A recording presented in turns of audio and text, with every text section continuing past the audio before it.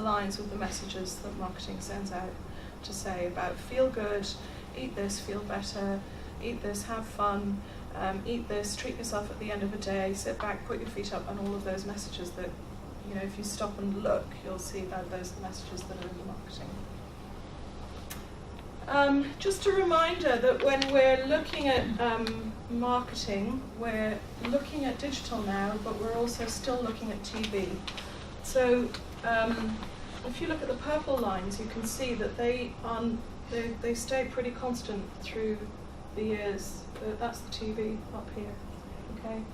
And the internet use kind of increases up, but TV stays pretty solid as a number of hours a week, which is about 14 hours a week of watching. So it's quite a lot of exposure on top of your internet and on top of your game use. Okay? So we need to remember that TV is not history, and increasingly anyway, TV is digital, because TV ads are now delivered, as they call it, programmatically, which means that they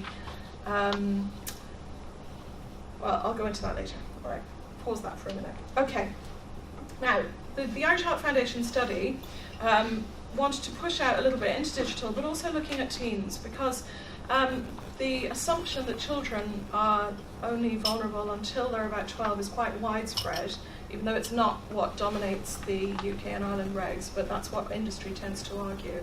So we wanted to look at the tactics that are overtly aimed at somewhat older children, because technically nobody is on a social media site until they're 13 years old. We all know that that's not the case, but that's theoretically what should be happening. So if you look at what Facebook, for example, suggests, now I know that kids aren't on Facebook these days anymore, but that was the most popular social media when we were doing the study with teenagers. Facebook overtly says to brands that they need to use their pages to build closer relationships with users. All right. Ask them to follow, like, tag other people, and what does that do? That creates those network effects that are so powerful, that mean that not just a marketer is directly targeting a child, but they're then recruiting a child to be a marketer amongst all of their peer groups and their families. All right, so they're getting a lot of free marketing by engaging in these tactics. And people now talk about economies of likes, all right, because likes are financially worth a lot of money to brands. And it's almost exclusively for unhealthy items if you're looking at what has the greatest reach among young teens.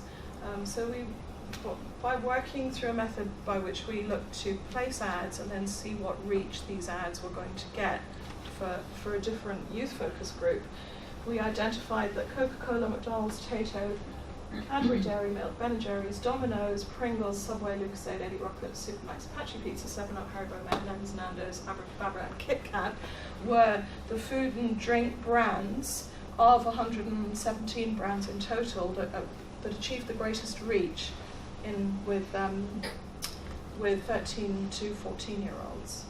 Okay, so what does that tell us? That tells us that if you're looking to that these brands are the most popular amongst children of that age. Okay, and there's not a lot of healthy food sold by those brands. Subway have done some reformulation, so it's a bit, that's a bit better. But in general, they're sending a very particular message. All right. Just to say that parents are not really aware of what's going on, and I find this really meaningful because often these responsibilities are devolved onto parents in terms of managing their children's social media practices, but also legislators care about what parents think because the parents are their current voters. So we showed parents examples of the kinds of advertising in YouTube, social media, on websites, and advert games, this Kinder advert game, and these were the quotes that came out of it. And having started off as a group going, it's not really a thing, by the time they got to the end of the study, the parents were saying, 3 and 4 of them were saying, we think that regulations that exist for broadcast should apply online as well. All right. So we have some more research which is getting prepared for publication now, and in that what we did was create mock-up of social media pages with profiles with unhealthy ads, healthy ads, ads for healthy food products and ads for non-food products in them. And then we looked to see through eye tracking, through subsequent recall and recognition tests, and through asking kids to record which pages they would share or like. We found that consistently teenagers looked more at unhealthy food ads and for longer.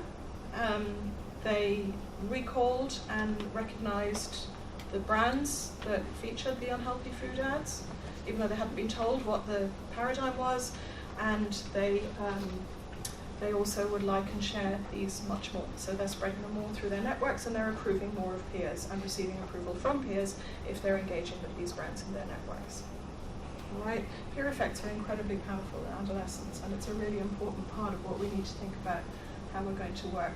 Digital marketing industry research says we get much more effect for less money through digital. Okay, so we amplify what happens in broadcast that way. Just to highlight, I actually got to look at the time when I started. Where am I now? About 5 minutes. 5 minutes. Okay. So, just to say, why is digital such a problem? It's partly because of these network effects that I've touched on a couple of times. It's also because of the whole data extraction issue. All right. So, those of you who follow politics will know that Cambridge Analytica and everything that happened out of that has made my job a lot easier now, because people understand a bit more about the extraction of data by social media platforms and on the internet in general, and its use for targeting of ads, whether they're for food products or politics, is immaterial. All right? People take your data, combine them up, sell them to people, and you get targeted. And that applies whether you're 13 or 55 or whatever it might be. What kind of data are they taking? Everything. Anything they can get their hands on. All right? And using that information to target people much more accurately. So we're in an era of what's called now surveillance capitalism, and this isn't some radical here. This is Shoshana Zuboff, who's a business prof at Harvard. These are just the standard practices of the days that we live in.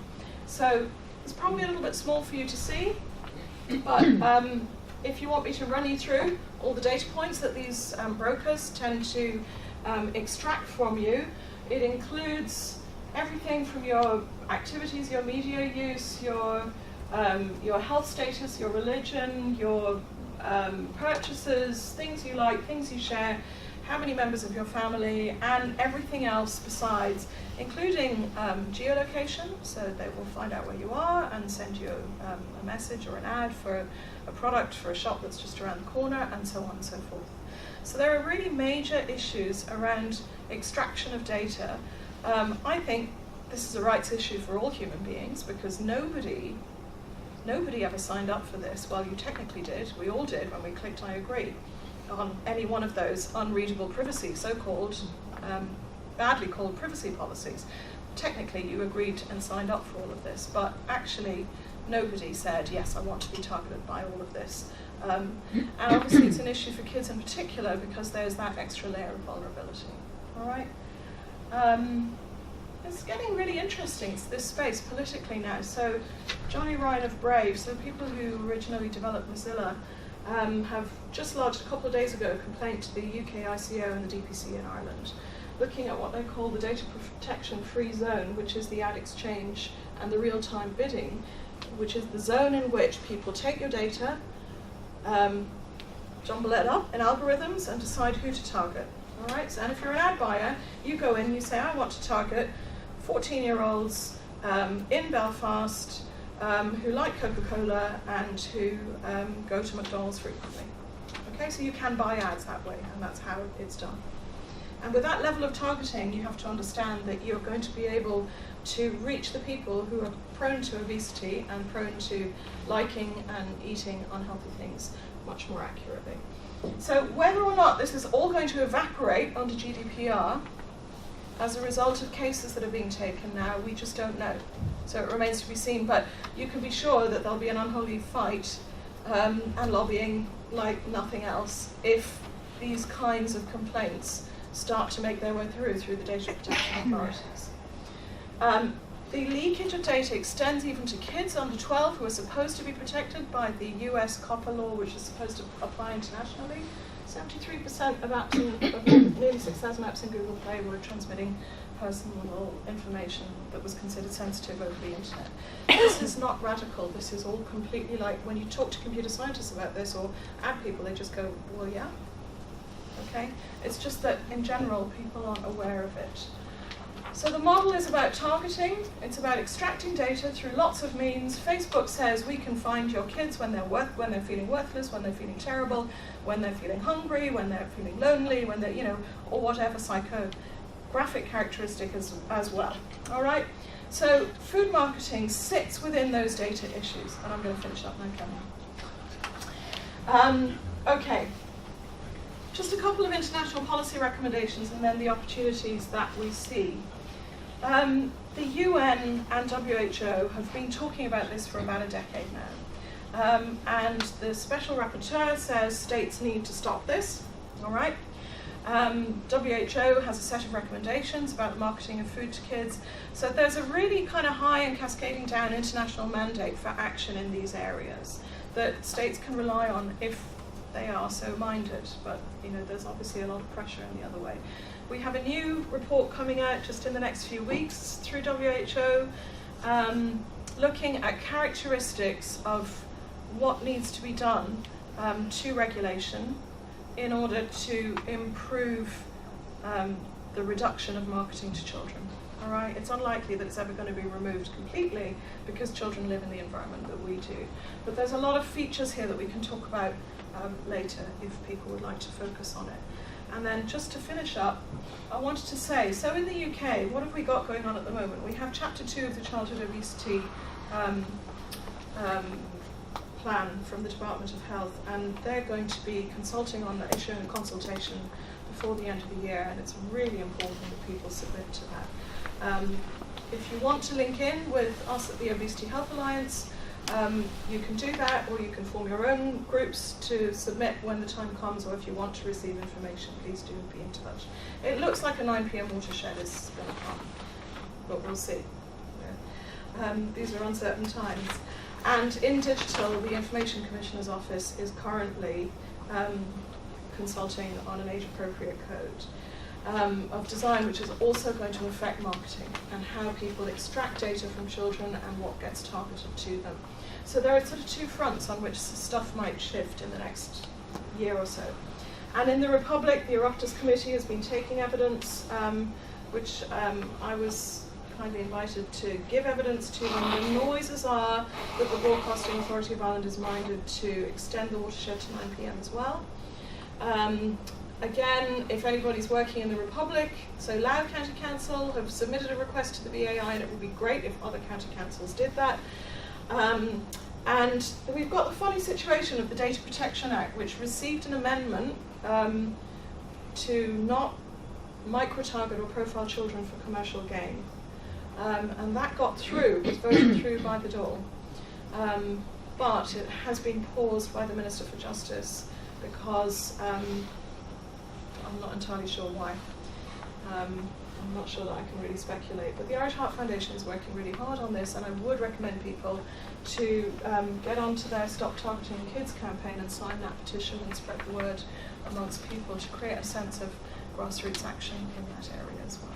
All right, so thanks very much. I know it's a lot of information, but I'm really happy to clarify during the morning if there's anything else I can help with. Thanks, everybody.